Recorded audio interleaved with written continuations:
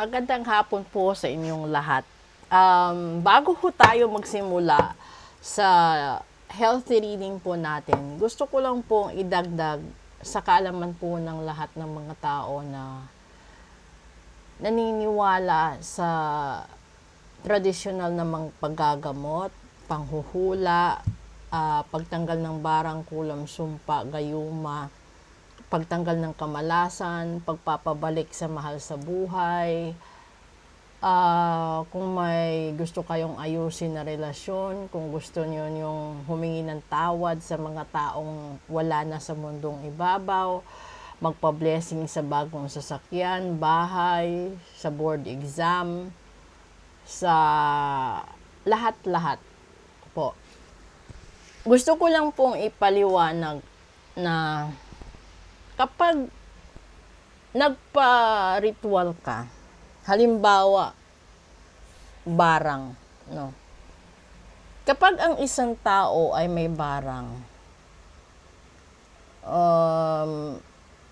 kahit anong edad, sabihin na natin, yung kalimitan na binabarang kasi is, yun yung pinakamatapang sa pamilya. Yun yung kadalasan na binabarang. Ngayon, hindi niya agad mararamdaman yan na binabarang siya. Pero yung mararamdaman niya doon is bakit parang ang ilap ng swerte sa buhay niya, dati naman hindi, at bakit ang daming taong negative sa kanya, ang daming pabalik-balik na sakit, at mga awayan, no, yung hindi pagkakaintindihan, na dati naman hindi ganon. Tapos magtataka ka, parehos lang din naman yung sipag mo noon at ngayon, ikaw pa din yung nagdadala ng pamilya mo, pero bakit ang bigat na swerte mo ngayon kumpara sa swerte mo noon? Kasi may mga tao na naiinggit, ayaw kang makitang masaya, ayaw kang makitang umuunlad sa buhay, ayaw din nila na malamangan sila. At yung iba naman kasing tao, kalimitan hihingi sa'yo ng pabor. Kapag hindi nila nakuha yung hinihiling nila, at kung sakali, no, halimbawa, may problema sila. Tapos, ikaw yung tinakbuhan, ikaw yung nilapitan. Kung gusto man nilang humiram sa'yo halimbawa ng 5,000, 10,000, at hindi mo kayang ibigay yon dahil sa limited din yung sources of funds mo. Yung magagawa mo lang is kung ano lang yung kaya mo, 'di ba?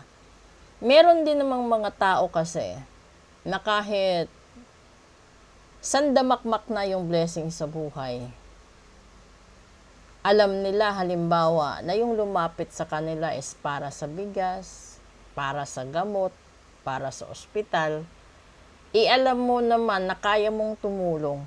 Kung ayaw mong magpahiram, tumulong ka na lang. Kaya din minsan nababarang kayo.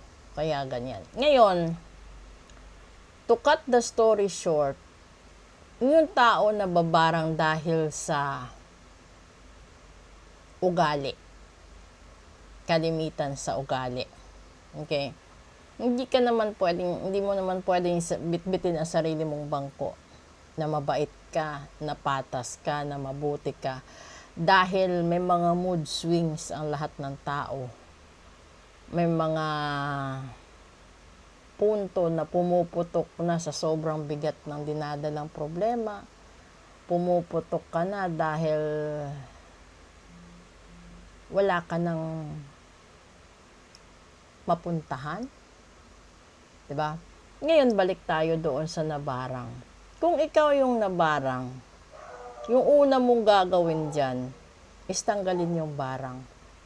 Yung pangalawa, alamin kung kanino galing ang barang, sino nagpabarang, at tanggalin din sila at pigilan sila. hindi lang kasi isa, no? Kalimitan kasi kapag nagpabarang ka, yung nagbayad, doon mo ibalik yung barang. Yung gumawa, yun yung pigilan mo.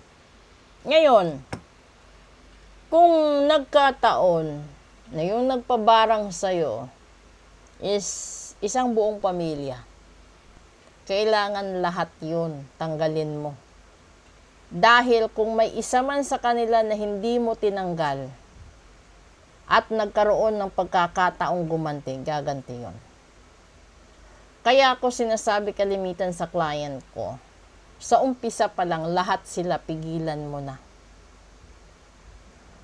Tsaka bago matapos ang ritual, ibalik sa kanila at magselyo ka ng proteksyon sa sarili mo.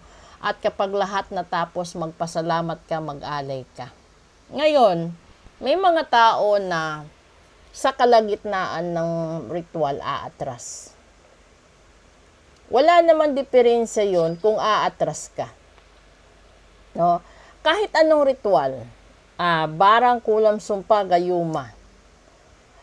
Kahit sino sa totoo at lehitimong manggagamot, itanong nyo. Kasi lahat ng ritual na hindi tinapos ni kliyente, dapat yan dasalan ng pagtatapos.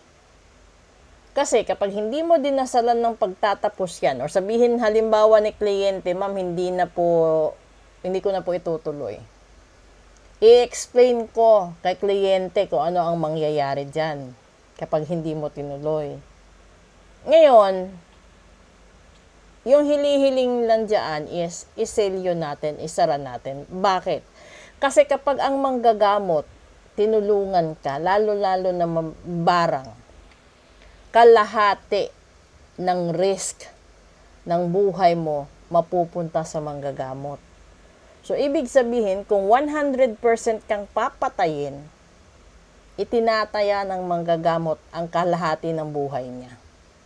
Kung ikaw, halimbawa, may anak, at binarang din yung anak mo, at yung manggagamot may anak din, ganon din po yung tagos.